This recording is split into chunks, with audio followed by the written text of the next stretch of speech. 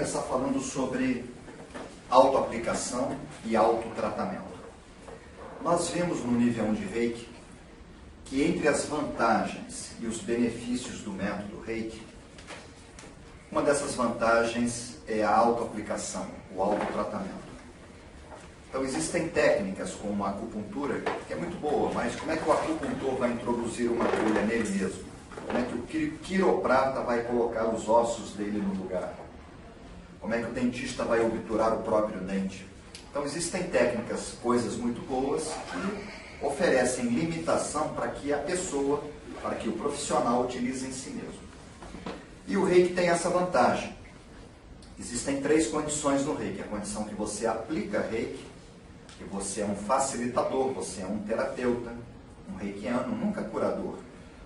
A própria pessoa é que se cura, o sistema imunológico dela fortalecido, nós vimos isso. Quem cura é Deus, os médicos. Tem a condição que você recebe Reiki de alguém, você é um receptor ou um cliente. A gente evita também o termo paciente, que dá uma conotação mais de consultório, de medicina, de psicologia, veterinária. Então a gente procura evitar. E tem a condição que você se trata. Isso é uma coisa muito boa, porque é muito melhor a gente pegar uma pessoa que tem depressão, que tem síndrome do pânico, que tem insônia, e ensinar ela a pescar do que dar um peixe para ela. Ensinar a pessoa a caminhar com as próprias pernas. Então as pessoas participam de um seminário, principalmente de nível 1 e 2, e passam a se equilibrar e deixam de depender de remédios para dormir, nós vemos isso. Correto? Mas para que isso aconteça, é muito importante que a pessoa se auto-aplique Reiki. Porque Reiki não é milagre, Reiki é tratamento, ele só funciona se for usado. Jesus dizia o seguinte: amar ao próximo como a si mesmo. Então ele mandava se amar. Isso não é egoísmo, isso chama-se autoestima e amor próprio. Muitas vezes a gente se preocupa muito com os filhos, com os netos, com o marido, com a esposa, e a gente acaba se colocando em segundo plano. Isso é péssimo, correto? Porque se você não é feliz, como é que você vai fazer um filho feliz, o seu marido feliz, se você não é feliz? Ninguém dá aquilo que não tem. Se você não tem saúde, como é que você vai ajudar alguém a trabalhar, produzir, entendeu? Promover saúde? Se você não é equilibrado, como é que você vai querer equilibrar alguém? Então é muito importante que a gente comece por nós mesmos. Uma chama apagada, uma vela apagada, não pode acender outras velas. E uma vela acesa, ela acende 1000 velas sem diminuir a vida útil dela. Isso é o Reiki. Então você tem que manter a sua chama acesa. Não é descendo a escada que a gente vai ajudar as pessoas, é subindo e mostrando o caminho.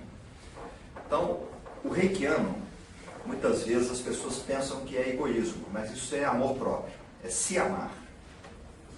É importante que ele se cuide. Nós vimos ontem aquele tonel que tinha umas pedras dentro, que eu chamei de corpo físico, colocamos areia, a areia penetrou entre as pedras, chamei de corpo emocional.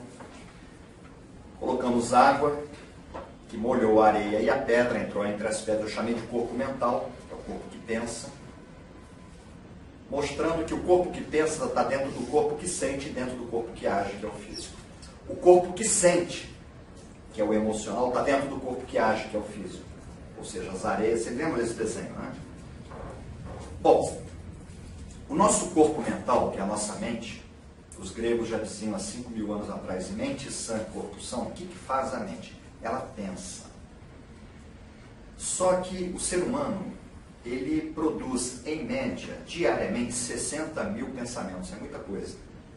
Hoje, os estudos comprovam. Bem-vindo. Como é que está, Denise? Desculpa a frase. Então, hoje está provado que pensamento tem cor, pensamento tem forma e pensamento ocupa lugar no espaço. Isso hoje é uma... Então, quando você pensa, você não vê o pensamento. Mas o fato de você não ver um pensamento, isso não quer dizer que o pensamento não exista. Porque você não vê o ar que você respira. Se parar de respirar, você morre em 5 minutos por asfixia. Você cola um imã na geladeira, o imã não cai, porque porque uma força de atração magnética impede que ele caia. Você não vê aquele magnetismo. Você liga uma tomada, um fio na tomada, bota os fios na banheira, se entrar morre. Você não vê eletricidade, você não vê as ondas eletromagnéticas que chegam no celular, que chegam na televisão, que chegam no rádio, o raio-x no aeroporto, o ultrassom, as micro-ondas de um forno de micro-ondas, a radioatividade que matou gente em Goiás, o Césio em Goiás e Chernobyl. Enfim, hoje nós vivemos muito mais no mundo invisível do que no mundo visível. Se nós ligarmos um rádio amador aqui, a gente vai pegar aqui a polícia, os bombeiros, está todo mundo aqui. Liga um televisor, a gente pega vários canais, está tudo aqui. A gente não vê. O fato de não ver não quer dizer que não tem uma novela chegando aqui agora. É só ligar um televisor que a gente cai. Então, quando a gente pensa, pensamento tem cor, tem forma e ocupa lugar no espaço. Uma das minhas viagens à Índia, eu tive uma professora médica, uma pediatra que dava aula de Reiki, e eu perguntei a ela era paranormal, sensitiva, ela tinha o que a gente conhece por acuidade visual, propensão a ver coisas que a maior parte das pessoas não vê. Então ela via a nossa aura. Eu perguntei para ela assim, qual é a cor da minha aura? Ela falou, depende do que você pensa. Nós é que pintamos a nossa aura com os nossos pensamentos usuais. Eu trabalho com isso, a Denise estudou comigo a bioeletrografia, né? A gente estudou na universidade. Quando a gente faz a foto Kirlian, eu estava agora analisando a foto da Krishnaya. Se a pessoa tem um pensamento, bate uma foto, sai uma foto. Aí eu falo, pensa em Hitler, pensa em Madre Teresa, pensa no seu filho, pensa numa pessoa que te falou mal de você. E vai mudando tudo. E as cores mudam. Agora você imagina 60 mil pensamentos por dia. Então, quando você pensa, nós criamos uma coisa, vocês têm que entender isso, chamada forma pensamento. Você cria uma forma pensamento, porque tem geometria e tem cor. Os orientais chamam de ideoplastia, ideo de ideia e plastia de plasmar. Então você criou uma coisa. Para você construir um prédio desse, você não precisa de tijolos, cimento, areia, ferro, matéria-prima. Então, para construir um pensamento, você precisa de matéria-prima. De onde vem a matéria-prima que o nosso corpo, a nossa mente constrói essas formas de pensamento? Vem da nossa força vital. O Dr. Hahnemann chamava de vitalismo. O japonês chama de Ki, aí vem o Aikido, o chinês chama de Shi, aí vem o Tai Chi Chuan, a Índia é Prana. É a nossa força. A Bíblia chama de o sopro de vida que Deus colocou no homem, é a energia que nos mantém vivos, que circula pelos meridianos. Essa energia vem do alimento. Só que nem sempre a gente se alimenta bem. E às vezes se alimenta bem e não mastiga bem os alimentos. Aí vem da água, só que nem sempre você consome a quantidade mínima de água que o corpo precisa. 70% do corpo é água. O ideal é que nós tomássemos no mínimo aí 2 litros de água por dia. Tem gente que não toma nem 1 litro e quer ter saúde. Depois vem do sol. É importante tomar aqueles 15 minutinhos de sol que os médicos, pediatras recomendam que as crianças tomem para fortalecer o sistema imunológico no horário que não tem os raios ultravioleta que são cancerígenos. O repouso reparador, a boa respiração, e aí a gente se nutre dessa energia.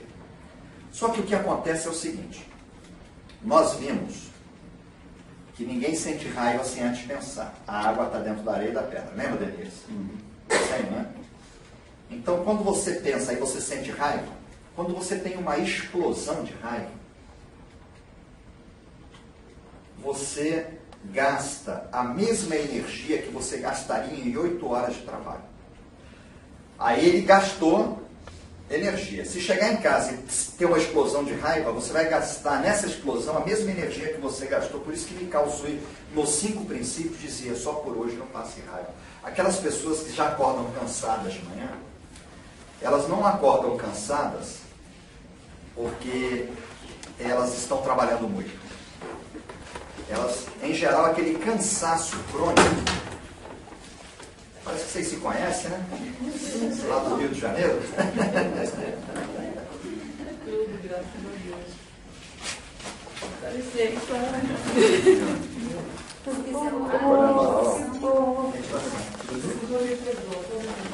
A gente sabe aí o sufoco que é chegar. Voltando agora só o Luiz, da Matra. Então, pessoal, aquele cansaço crônico que muitas pessoas têm quando elas acordam de manhã, não é por excesso de trabalho. em geral, é pelos excessos de raiva que a gente tem por aí, de preocupações. São duas emoções que, quando a gente sente, elas consomem a nossa força vital. Porque para você sentir raiva, você precisa de combustível. A raiva é emoção. Ela vem, ela precisa existir, ela precisa se alimentar. E o alimento dela é o nosso alimento. O mesmo que a gente cria pensamentos, o mesmo alimento que nos mantém vivos. Então, a gente consome vitalismo, força vital, energia aqui, pensando. A gente consome sentindo raiva, preocupação, ciúmes, depressão, saudades. A gente consome trabalhando, conversando, namorando, dançando. Você está consumindo a sua energia. Estou falando de energia Qi, o chinês chama de Qi. Ela é limitada e é finita. Ela é bipolar, ela é yang e yin. Ela tem dupla polaridade. Só que se você consome uma coisa e não repõe, o que acontece? Acaba, né? Se você tem R$1.000, gasta e não ganha outro, acaba. Concorda comigo? Então o que acontece? Você precisa repor. Como é feita a reposição? Alimentação, água, respiração. Só que o que acontece com o ser humano é que a gente gasta uma quantidade de energia diariamente pensando 60 mil pensamentos, sentindo raiva, preocupações, trabalhando, e a gente não repõe na plenitude. É igual a pessoa que ganha 3 mil e gasta 4. A gente acaba tendo um déficit de energia. Só que a gente percebe isso na fotoquímica, na bioeletrografia. Tem pessoas que tinham pouquíssima força vital, vitalismo, e a gente sentia que aquela pessoa precisava de alguma forma se repor. Correto? Só que conscientemente, o nosso consciente é muito limitado. Nós temos o inconsciente, que Jung falava, o inconsciente coletivo. Nós não temos consciência que nós estamos consumindo mais do que estamos colocando para dentro. Às vezes você se alimenta bem, mas engole a comida. Então você não extrai o vitalismo, vamos supor, de um tomate cru. A pessoa engoliu, e você teria que mastigar, porque os chakras de absorção de prana começam na língua. Inclusive a digestão, com a amilase salivar. A digestão começa na boca. Mas os chakras, eles estão na língua. Começa. Então a gente começa a absorver prana. Você pega um grãozinho de milho recém-colhido na natureza e bota na máquina Kirlian, e pega o mesmo grãozinho de milho de uma lata, um enlatado, manda para Campinas fazer análise bioquímica. São os mesmos aminoácidos, as mesmas proteínas, as mesmas vitaminas. Mas a quantidade de prana, de vitalismo, de força vital, no alimento cru, recém-colhido, é 100 vezes maior do que é o alimento enlatado. A gente está falando de força vital, correto? Então o que acontece? A gente não sabe, a gente tem déficit de energia. Só que o nosso subconsciente sabe, aí ele manda para a gente um e-mail, escreve, né, Cristina? Aí esse escreve é uma labirintite, uma rinite alérgica, uma prisão de ventre, um problema de pele, um sintoma, uma azia. É o corpo avisando para a gente que a gente tem que tomar 1 litro a mais de água por dia. Aí você vai lá e toma uma Neosaldina, um Dorflex. Você suprime aquele sintoma, que na verdade, aquele sintoma é o teu corpo conversando com você, mostrando que algo tem que mudar. Aí você toma um remédio e suprime o sintoma. Aí daqui a pouco vem outro sintoma, aí você toma outro remédio, vem daqui a pouco junto está um câncer. Que em geral os sintomas, as disfunções, é a maneira que o corpo tem para mostrar para a gente que algo precisa mudar. Às vezes aquela azia é porque você está comendo 2 quilos, que é self-service. Ah, eu vou pagar R$10, se eu comer 3 quilos é R$10, se eu comer 500, então eu vou comer logo 3 quilos, vou dar um prejuízo para o dono do restaurante. Está preocupado com o bolso do dono do restaurante, não com a saúde. Então tem gente que é assim, aí vem aquela azia, gastrite, é o corpo te mostrando que você comeu demais. Às vezes tem um estudo, uma tese de medicina, não sei se mestrado ou doutorado, que um amigo médico estava me mostrando, que muitos tipos de enxaqueca são curados somente com o aumento da ingestão de água por dia. Em geral, a enxaqueca vem pela falta de água. É o sinal que o corpo mostra que você tem que beber mais água. E a gente fica tomando remédio para suprimir o sintoma. Então, onde entra o reiki nisso? O reiki é uma técnica de reposição energética. Isso eu não falei de sábado nem domingo. Você gastou, vamos supor, 10. Você repôs 80%, 90% dessa energia com a alimentação, com a água, com o repouso, com a respiração. Ficou um déficit. Aí você se aplica reiki e você equilibra. Então, com as suas mãos, você complementa a energia que você estava deficitário. Aí aquele sintoma, aquela enxaqueca, que era uma consequência de um déficit energético, ela desaparece. Fala, o reiki curou minha enxaqueca. Não, o reiki complementou a energia que estava deficiente.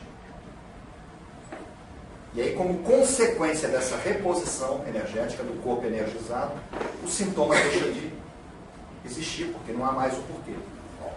Depois, essa energia que eu falei que a gente repõe, que a gente gasta, ela é positiva e negativa. Ela é yang e yin. Se você ficar mais yang do que yin, você fica impaciente, intolerante, com alguma tendência à agressividade, hiperatividade, irritabilidade, quer fazer várias coisas ao mesmo tempo. Produz muito, mas acaba tendo colapso. Às vezes insônia. Se você está mais yin do que yang, você de manhã não sai da cama. Você pode ter apatia, melancolia, desânimo, tendências depressivas, tendências suicidas. Então, às vezes aquela sua depressão, você não precisa tomar Prozac. Bastava você equilibrar o yin e o yang com a alimentação. Para vocês terem uma ideia, nós temos os meridianos da medicina chinesa. São 12 de um lado e 12 do outro. E temos os nadis, ou nadis, que trabalham, são canais energéticos únicos. Do lado direito, nós temos Ida, conectado com um canal. Do lado esquerdo, Pingala. Então, em geral, uma narina está mais aberta do que a outra. Porque um lado absorve yang e outro yin. Então, vamos supor que você esteja com depressão. A sua depressão, para ela existir, ela tem que se alimentar de quê? De yin. Se está muito escuro, você esquece a escuridão e joga luz. Se está muito frio, você joga calor. Está muito calor, você liga o ar-condicionado. Tem que trabalhar do outro lado. Então, se você está com depressão, é que você está muito yin. É só você jogar yang. Você tampa o lado esquerdo e respira só com a narina direita. Aí você vai jogar só yang. Mata a depressão de fome. Se você está muito agressivo, muito ansioso, você está muito yang. Então você tampa o lado direito, respira só pelo lado esquerdo. Só que não há interesse que vocês aprendam isso. Isso chama-se pranayama. Querem que a gente vá na farmácia comprar remédio, que é o que paga imposto, garante empregos, e gera riquezas. Eles ganham mais dinheiro do que a indústria bélica, a indústria farmacêutica. A indústria bélica das armas só perde para a indústria farmacêutica. Eu tenho dito, nós não temos plano de saúde, temos plano de doença. Então, o reiki, a outra vantagem do reiki, é que a energia ela penetra na gente, e ela não é nem positiva nem negativa, ela é o coringa de um baralho. A energia reiki se transforma naquela que você está precisando. Se você está muito yang, o reiki entra e vira yin, te equilibra. Se você está muito yin, o reiki entra e vira yang. Então, além do reiki repor a energia, ele equilibra teu yin e teu yang. E ele limpa teus meridianos e seus chakras, fazendo com que a energia circule livremente e você tenha saúde. E aí não é o reiki que vai matar aquela bactéria que está te dando amidalite. Bactéria adora reiki, lombriga adora reiki, carrapato, pulga. O que o reiki faz é fortalecer o sistema imunológico e aí a gente passa a produzir leucócitos e esses agentes sanitários é que vão lá e matam as bactérias e os vírus. Então a cura é natural, é o nosso corpo, que uma vez equilibrado, ele funciona. O nosso corpo é uma farmácia viva e ambulante. Para funcionar bem, tem que estar equilibrado o yin e o yang e tem que estar com uma quantidade de energia suficiente. Aí você produz até remédio para dor de cabeça. São as endorfinas. Você produz o Prozac, não precisa tomar. Serotoninas e dopaminas. A gente toma remédio para que o remédio faça o trabalho que o nosso corpo tem condições de fazer. A gente produz os remédios. Correto? Então tem que aplicar reiki. Quem? Em nós mesmos.